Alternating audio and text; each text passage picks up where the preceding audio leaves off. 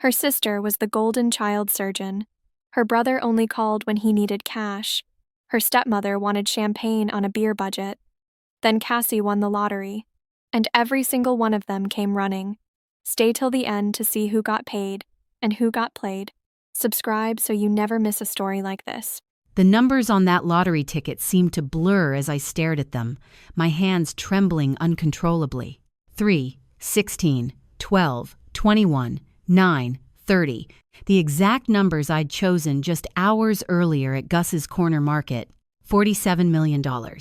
I'm Cassandra Wilson, but everyone calls me Cassie, and that Tuesday evening changed everything I thought I knew about money, family, and the thin line between love and exploitation. Before you hear how I discovered who really cared about me versus who just saw me as their personal ATM, hit that like button and subscribe for more stories about family drama, revenge, and karma finally catching up with those who deserve it. Trust me, you'll want to stick around for this one. Just 24 hours earlier, I was the same overworked accountant I'd been for years, scraping by in my tiny Portland apartment, living paycheck to paycheck like millions of others. My biggest rebellion was that weekly lottery ticket everyone mocked me for buying. Math tax for dreamers, my mother called it. My brother Jason would joke that I should just hand him the cash directly and save time. But those $10 represented something they couldn't understand. Hope. My family situation was complicated, to put it mildly. When my parents divorced during my freshman year of high school, both remarried quickly, bringing new dynamics and new disappointments. Dad, a physics teacher, married Stephanie, a real estate agent whose champagne tastes far exceeded his beer budget. Mom ended up with Warren, a wealthy businessman who made it crystal clear from day one that his money was for my mother, not her baggage, meaning me. Then there were my siblings. Lisa, my younger sister, had always been the golden child. Ivy League education, surgeon husband named Paul, perfect suburban house with perfect children. She lived the life everyone else in our family aspired to. Meanwhile, my older brother, Jason, was brilliant but unreliable, drifting between jobs and relationships like a leaf in the wind. The only constant in his life was his ability to create financial emergencies that somehow became everyone else's responsibility. The extended family wasn't much simpler. Aunt Martha, my mother's younger sister, was genuinely the kindest person I knew. She taught elementary school, drove a rattling Honda that should have been retired years ago, and lived in a tiny apartment stuffed with books and plants. Despite having the least money of anyone in our family, she was always the first to offer help when someone needed it. Then there was Aunt Heather, Dad's older sister, who'd married money and never let anyone forget it. She treated family gatherings like opportunities to remind everyone of their shortcomings, with subtle jabs about my career, my apartment, and my perpetual single status. Over the years, I'd become the family's unofficial bank. When Jason claimed he needed $5,000 for rehab 3 years ago, I emptied my savings to help, only to discover later he'd never even checked in.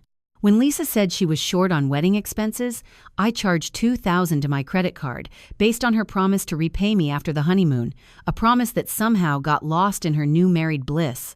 When Dad called about storm damage to his roof, I wired what I could spare, then watched him post vacation photos from Cancun weeks later. The pattern was always the same: urgent need, heartfelt promises, my bank account getting drained, followed by silence until the next crisis. But whenever I faced my own financial struggles, the help never materialized. Car repairs, medical bills, unexpected expenses, I handled them alone while continuing to be everyone else's safety net. That's what made the lottery win so surreal. After years of counting every dollar, of choosing between groceries and gas, of lying awake calculating bills, I was suddenly worth more money than I could spend in several lifetimes. But instead of celebration, my first instinct was secrecy. Years of watching lottery winner horror stories had taught me that sudden wealth often destroyed more relationships than it created. I made an appointment with Philip Montgomery, an estate attorney downtown. His office screamed success: marble floors, leather furniture, windows overlooking the city. I felt completely out of place sitting there with my winning ticket, but Philip's professionalism put me at ease. We set up a blind trust, established investment accounts, and created a plan that would ensure financial security for life. Most importantly, we structured everything so I could remain anonymous. Nobody would know unless I chose to tell them. For 2 weeks, I lived a double life. By day, I was still the same overworked accountant everyone knew, complaining about bills and deadlines. By night, I was a millionaire quietly sitting on a fortune that could solve every problem I'd ever worried about. The weight of that secret was heavier than I'd expected, but it also gave me clarity. For the first time in my adult life, I wasn't desperate. I didn't need anyone's help. And that freedom made me curious about something I'd wondered about for years. Who in my family actually cared about me, and who just saw me as a resource to exploit? The idea formed slowly, but by the end of that second week, I decided to conduct what I privately called the loyalty test. I would create a believable financial emergency and approach each family member with the same story, the same request for help. Their responses would tell me everything I needed to know about their true feelings toward me. I crafted the story carefully. The marketing company where I worked had suddenly shut down after losing major clients. I was unemployed, my savings were gone due to recent medical expenses, and I needed $5,000 to cover rent and bills while job hunting. The amount was significant enough to matter, but not so large it would seem fabricated. More importantly, everyone I planned to approach could easily afford it. My list included Mom and Warren, Dad and Stephanie, Lisa and her surgeon husband Paul, my brother Jason, Aunt Martha, Aunt Heather, and my cousin Ryan. 10 people total who had all leaned on me financially at some point. Now it was time to see who would return the favor. I started with my mother. Her initial concern quickly shifted to justification when I mentioned the $5,000. Warren and I just put a down payment on the lake house, she said. Things are tight right now. Maybe you should talk to your father or Lisa. Paul's doing well at the hospital. The message was clear. Not my problem. Try someone else. Dad's response was even worse. He turned our coffee meeting into a 20-minute lecture about financial responsibility, budgeting, and the virtue of sacrifice. He never once offered to help, instead explaining that touching his retirement funds would be irresponsible and that hitting bottom would build character. Sometimes the people who claim to love you most are the quickest to explain why helping you would actually hurt you. Lisa's reaction was perhaps the most disappointing. Sitting in her magazine-perfect kitchen, sipping lattes made with an espresso machine worth more than my car, she expressed genuine sympathy until I mentioned money. Then came the excuses: the new Audi, the kids' tuition, the bathroom remodel. Paul handles our finances, she said, as if her own decision-making abilities disappeared when dollar signs appeared. Jason's response was brutally simple. He ignored me completely. After years of emergency calls and desperate pleas for help when I needed him, radio silence. Warren hung up on me after reminding me I wasn't his daughter. Stephanie lectured me about finding roommates and moving to cheaper areas. Aunt Heather turned it into a monologue about family members who'd faced hardship and pulled themselves up without handouts. Ryan promised to help, even scheduled lunch to bring a check, then canceled an hour beforehand and stopped responding to my messages entirely. 7 family members. 7 rejections. 7 variations of not my problem. Then Aunt Martha called. I hadn't even contacted her yet, but she'd heard through the family grapevine and reached out first. "Honey, your mom told me about the job," she said, her voice warm with genuine concern. "Are you holding up okay?"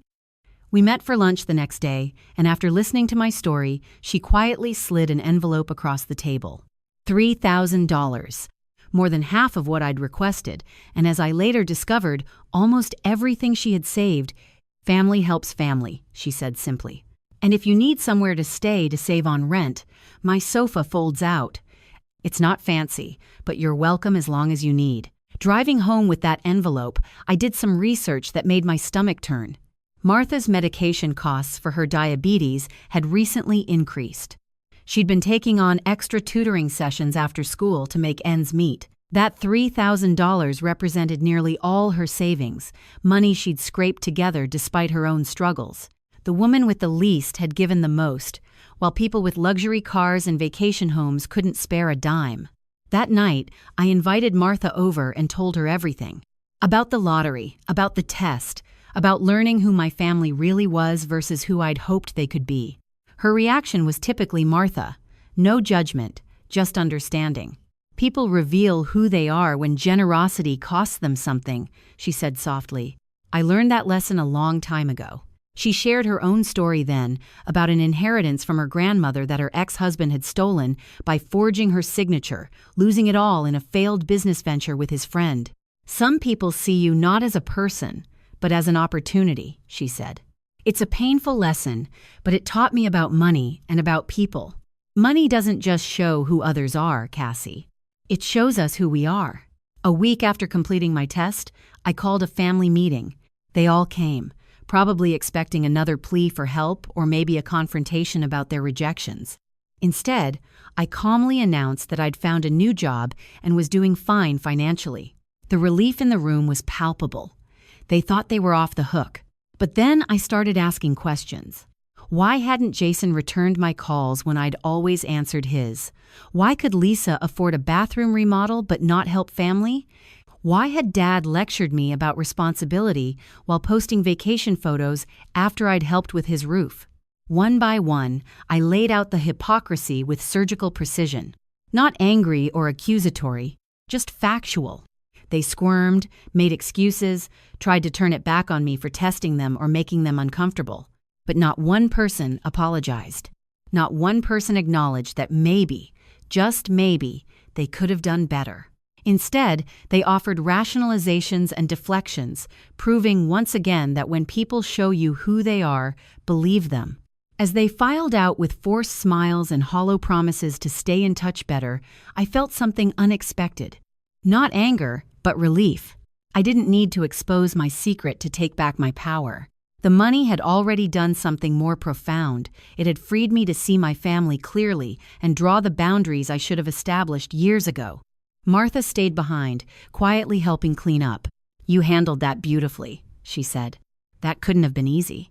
It was easier than I'd expected, I told her, because for the first time, I wasn't afraid of letting them down.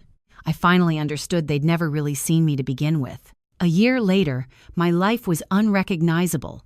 I owned a beautiful but modest home on a tree-lined street, with Martha living just a few blocks away in her own cozy craftsman bungalow.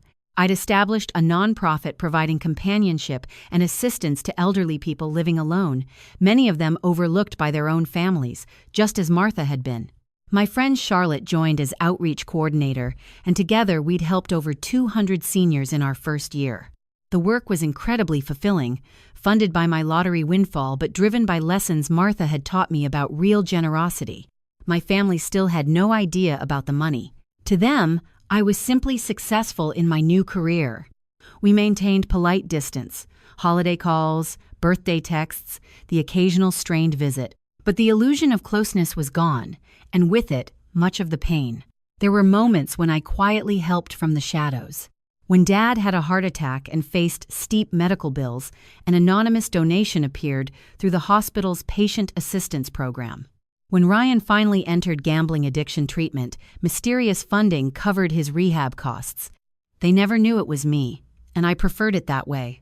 Compassion didn't require recognition or relationship. The most profound change wasn't in how much money I had, but in how I understood my own worth. Before the lottery, I tied my value to what I could give, mistaking self-sacrifice for love and generosity for belonging. The truth was simpler and kinder. Real love gives freely, but also respects boundaries. It doesn't demand repayment or confuse dependence with devotion. Martha had shown me that the people who truly belong in your life aren't the ones who appear when you have plenty to give, but the ones who remain when all you can offer is yourself. The lottery hadn't bought me happiness or fixed old wounds. It had given me something more valuable, the freedom to see clearly, choose intentionally, and live honestly. Sitting on Martha's porch one evening, watching the sunset paint the sky gold and violet, she spoke quietly. You know what amazes me? How different everything could have been if you'd told them about the lottery from the start. I nodded, imagining that alternate reality where they would have been attentive and affectionate, maybe even doting. And you'd never have known what was genuine, Martha replied. That knowledge, painful as it was, gave you freedom. She was absolutely right. The experiment had stripped away illusion, showing me who truly belonged in my life versus who merely occupied space in it. The money hadn't changed anyone. It had simply shone a light on their true nature, revealing what had always been there beneath the surface of family obligation and social pleasantries. My world now was richer in ways that transcended wealth. Purpose through my foundation, genuine closeness with Martha and Charlotte, and a grounded sense of self-worth that no outside approval could shake. Most importantly, I had peace. The kind that comes when you stop chasing validation from people incapable of giving it. The financial fear that had haunted me for years was gone, but so was the constant ache to be seen and loved by those who only valued what I could provide. I'd finally built a life guided by principle rather than insecurity, surrounded by people who loved me for who I was rather than what I could do for them. As darkness settled over the neighborhood and Martha and I prepared to head inside, I reflected on the journey that brought me here. From the shock of those winning numbers to the sting of family disappointment to the quiet joy of turning windfall into meaning, the lottery had indeed changed my life, just not in ways I'd once imagined. The most valuable thing I'd gained couldn't be measured in dollars. It was understanding that loyalty isn't tested in moments of abundance, but in times of need. That family isn't defined by blood but by behavior.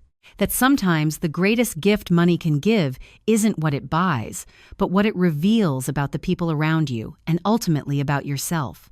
If you've ever questioned someone's true intentions or wondered who would really be there when you needed them most, you understand the courage it takes to discover those answers. Sometimes the truth hurts, but it also liberates. And sometimes, just sometimes, it leads you to the people who were genuinely worth knowing all along.